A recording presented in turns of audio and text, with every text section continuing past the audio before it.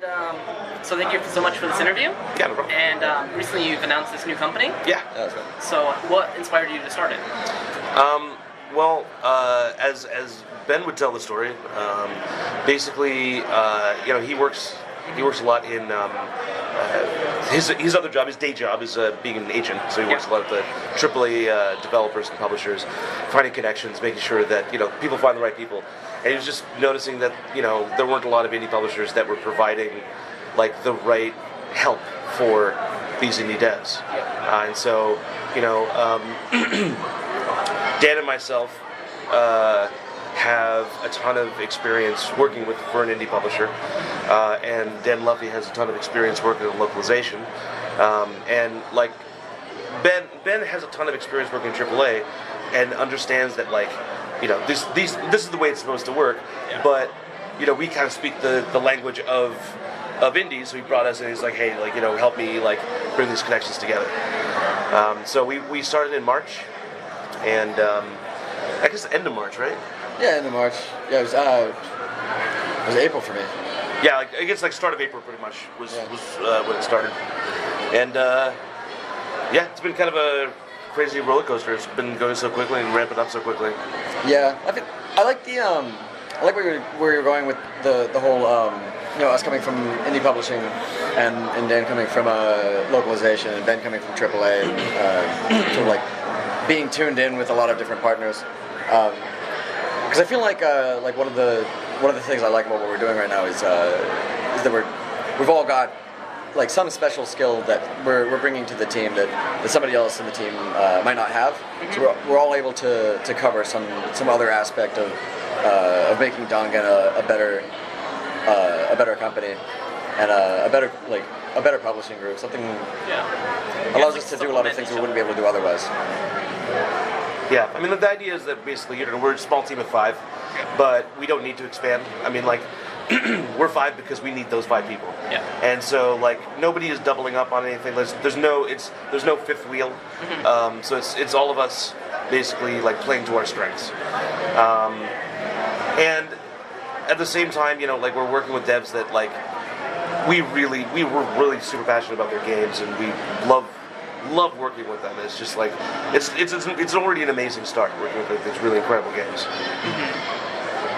And your previous experience was Playism, is that correct? Yeah, so Dan and I both worked at Playism.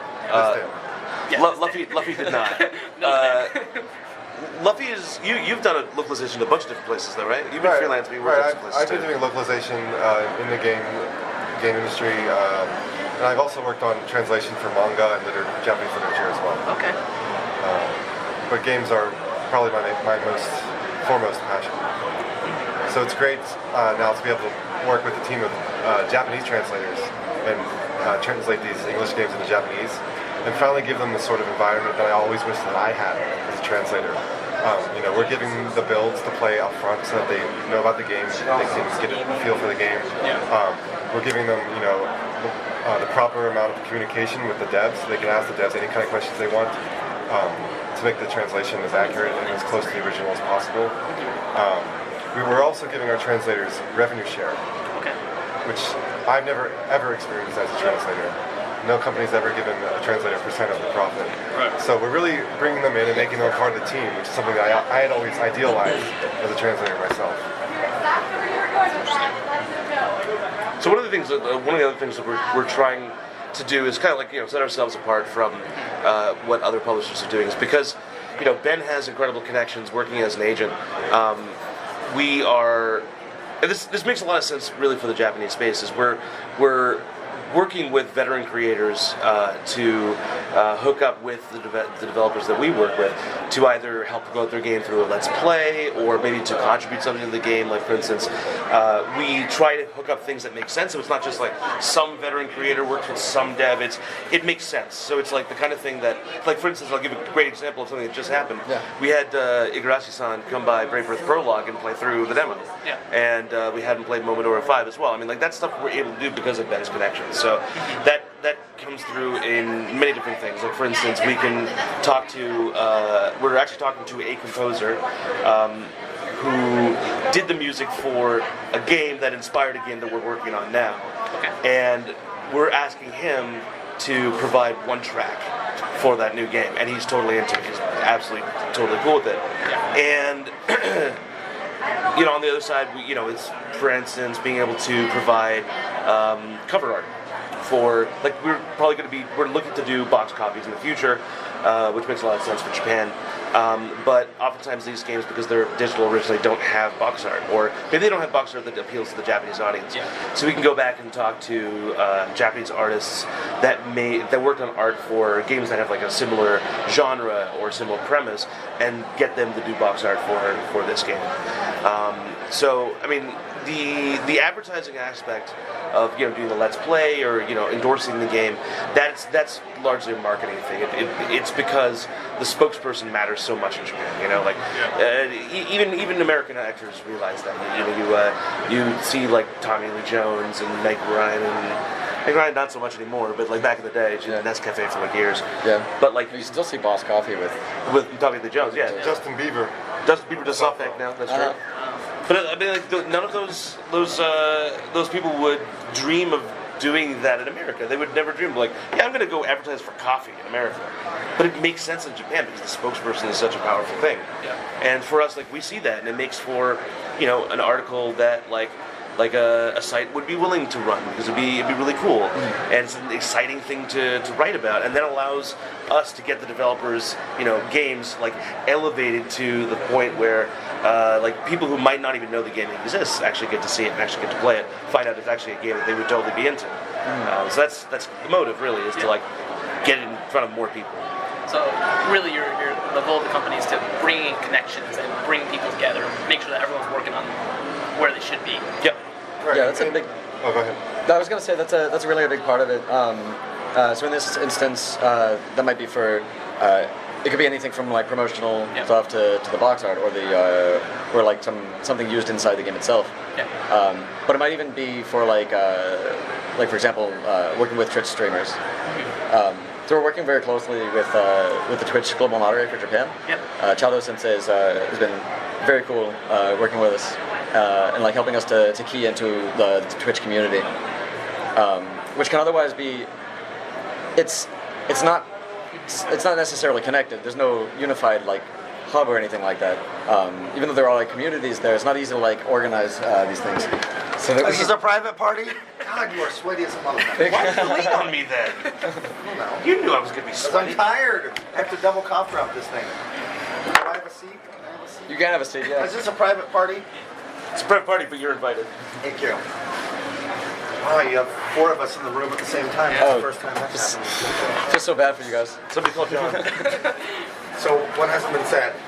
I was just talking about what we're doing with Chad with Chad. Chad Sensei. Oh, the streaming? The Twitch stuff. But Have you we could, talked about the collaboration piece? We have, yeah. Yep. Oh yeah. but I would say do your little spiel on the Don't say curating. spiel, it sounds very... Come from The you. best- That sounds the good. The fake type actors at Dangen said that this is what it sounded like a load of bullshit. About the veteran creators working with the indie. Oh, we have not talked about that yet. Well, We did. it's your story. It's I mean, It's like not my story. No, it's a story he's You told say about it your well. time working as an agent. During my main job as an agent, I've got the honor to work with a lot of talented creators. And I'm a 42-year-old man. You don't have to actually put that. He puts it down 42. It'll be bolded. Hi, my name's 42. I'm 42, alone. I think, yeah. Sagittarius. Please Scorpio. call. Come on. God, that makes so much sense Give now. me some credit. But I was a latchkey kid, and it was Japanese video games that ended up making my childhood a much happier thing than it otherwise could have been. So one of the reasons why I have been in the Japanese game industry is because I feel a debt is owed. And when I look at these indies, it's quite clear they're inspired by all of these Japanese creators in a very similar way to myself. And wouldn't it just be great if they had the opportunity to work in some capacity with the creators who inspired them in kind of a mentorship, apprentice sort of role? And that's where the kind of base idea came from. And sure enough, when I started talking to some of the high-level Japanese creators that I know, because I'm very connected in Japan, again, very lone. It gives you a lot of time to go knock on people's doors and say, "You want to get a drink?" I don't have any friends. But I was very surprised that they were all very, very nice and very excited about working with indies. So what I thought was going to be a more, unless it's a publisher, I don't want to do it, or unless I'm making a lot of money from it, I don't want to do it. What I thought was going to be a standoffish attitude from Japanese creators ended up being, no, their hearts and passion is still in making games, and when they see someone that's a fan of them to that level, they were extremely forthcoming about trying to help in any way they could. And that's going to be sort of like our special sauce as a publisher, is we're going to say, hey, we're going to market your game in a way no one else is, because it'll be Japanese users looking at that famous person that they know, and then that famous person is going to help you out, your game. But then not only that, you get to create with them in some way, shape, or form, hopefully. And that's the dream, right? You've impassioned your creators, but you've also helped get the awareness from the end user. And that's all I got to say, because I got to get back up to the studio floor and stuff. Yes. All right, For real? Jeez, get out of here. Okay. But thank you. Thank you. Thank you. You're in good hands with these guys. Thank you. And thank you very much for the time. Thank you. See you around, Ben. Have fun on stage. It's not as much fun as it looks. It doesn't look like much fun. Even less than that. I would actually say that kind of keys in. That's something that I can key in personally, because like Japanese games are a big part of what brought me to Japan in the first place. Yeah. Like I remember last year Sakaguchi was here talking about Terra Battle, and like I came up and I said hi, and I was like, look, this is really embarrassing, but I have to tell you about how Final Fantasy VI changed my life. And he's like, yeah, it's fine. Yeah. I was like, I'm sure you've gotten this all day. And he's like, I have. But he still listened, and I was like, I appreciate that. And at the end of it, I was like, no, really, man, I need this. Like, this is for me. I'm not trying to butter you up. This is for me. I need this. That must be incredibly weird, like working with people that inspired you and like working with your heroes, and just in general, like that balance of creativity. Like I was just about to say before he ran away. Fair enough. You would imagine it wouldn't be surprising if there was a degree of pretentiousness and complacency with venture creators, or even like younger people saying, "Oh, you inspired me, but I want to do my own thing." So the level of communication and kind of embracing each other from like different sides must be really, really exciting and It's rewarding. amazing how open people are. Brave Earth Prologue, the creator Kane, he's totally open about how he was inspired by Castlevania, and when Igarashi was there, they were just chatting up, saying, "Oh yeah, this reminds me of this from Castlevania." It's like there was no animosity or awkwardness about it at all. Yeah, there definitely wasn't, like, what I love about it, there's not like well, in my day, the games were better, blah, blah, blah. Like, I really like the fact that these veteran creators, when they come in, they feel like they do feel like they're mentoring and offering feedback and saying, like, well, and even like, when credits due, they offer it. It's like, they just look at something like, man, this is so much better design than when I tried it. Like, this boss this is better design than any boss I could design or whatever. It made a lot of sense to me that, like Kayan told us that the first thing, when I came back, Iga had just played, and he told me that Iga spotted the patterns for every enemy before he even saw them do anything. Just looking at the enemy's design, he understood like how they're going to behave, and he said that he aced this one section that's usually a stumbling block for a lot of people. Yeah. Just went straight through it, didn't even get hit. And he saw the guys that hold the big spy hunters, and they do this like a charge and an overhand swing, and he baited them out, backed up, came in, killed him, and just he just spotted it so quickly, and it was just It's one like shot. instinct. Right. The traditions of Japanese gaming are living on in these like creators from overseas, and being able to tie that together, it's like almost he's like passing the torch to the new generations. I've heard one thing I'm blanking on the name of the company, but they bring back Japanese composers. Is it Wave? Brave Wave? Brave Wave. Yeah, Brave Wave. They're here. Oh, Yeah, I saw Matsumai-san not too long ago actually. Okay, yeah. I've heard that once they started reaching out to Japanese musicians, a lot of them were surprised that they're fans of their work. like they didn't realize they had that kind of level of fame. So have you guys run into that as well? Like you're just saying, Matsubai-san, the creator of Mega Man Music, the original Mega Man.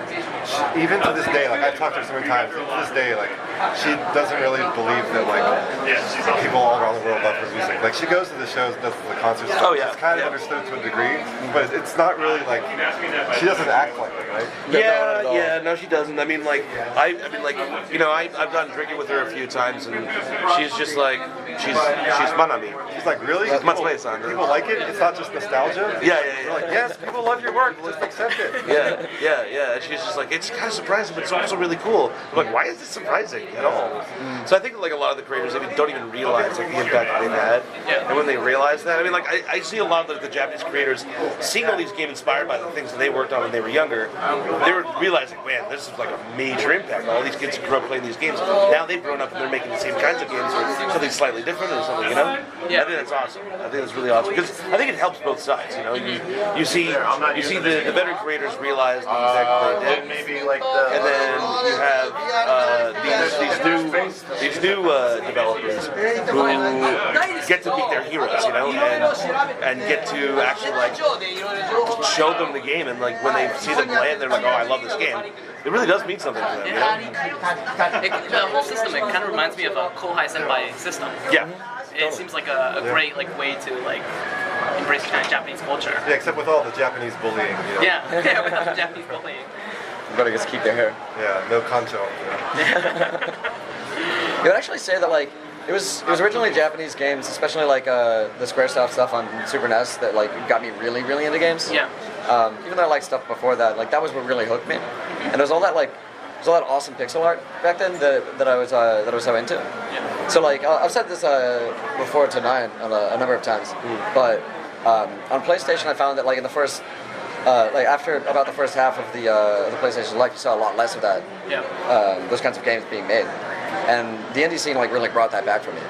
It revived pixel art for me, and revived 2D game designs, and out of that we got like a lot of really great stuff that I wanted to play. And now we're seeing like stuff like Crosscode and stuff like Iconoclasts that harken back to some classic Japanese designs, and like it's amazing to me that I'm able to be involved and be able to get those back to the country that originally inspired me. That feels good. Yeah, and so what are you trying to match up platforms for these games based on what the creator wants, or are you targeting specific platforms? Well, I mean, right now we're working with PC, PS4, and Switch. Yep. All the games we're showing right now are PC. That's all the stuff we've announced for now. Yep. But there's no question that for, you know, most of or all the games, we would eventually like to get them on consoles. I mean, just in general, getting Western games out in Japan, it just makes sense to do consoles. Yeah. It makes sense to, because I mean, like, while Steam is growing, and it is growing, and sales are rising, it's just, you just can't compete with PS4 and Switch. Yeah. It just comes down to timing, bandwidth, and you know, not whether or not it happens, but like when it does happen. But for now, we're talking PC. Okay. There's a couple of games that we're looking to work with that are actually primarily on a console and not on PC. But that's not really something we're talking about right now. Okay. May I ask something? Yeah. Like, you mentioned about all the different elements that come together. It's not just the game, it's the box art, it's the score and stuff like that. And with companies like I Am 8-Bit producing like beautiful, glorious like vinyl and stuff like that, that must be exciting to get that kind of physical element back into, like you were saying about using Steam. That has its advantages being digital, but you see things coming out recently harkening back to like collecting like booklets and stickers and bringing the interest back into like the physical medium, because like I said, digital has its advantages, but also having a physical tangible object in your hand is something really really important to have as well. So that must be exciting from a creative point of view, bringing all those people together, and also the production as well, like like I said, producing like physical merchandise, not necessarily like merchandise like t-shirts and stuff, but like I said, the vinyl and Release. Yeah. Yeah, I mean, in general, the good news is that physical is still alive and well in Japan, and everybody still buys. Plenty of people still buy food. I still buy physical. Yeah. So it just kind of like for us, it's obviously it's cool to do like extra stuff, but like more than anything, it's really important that we deliver the games in the way the players want. And what the players want is physical versions on consoles. So be it, you know.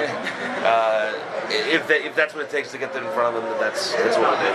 To be fair, I get that on a personal level. I want to buy stuff on physical media as well. Totally, yeah. I think there are people in the States that are like that. It's just like brick and mortar shops are a pain to use. You gotta drive out to a place and go pick something up, and maybe they don't even have what you want.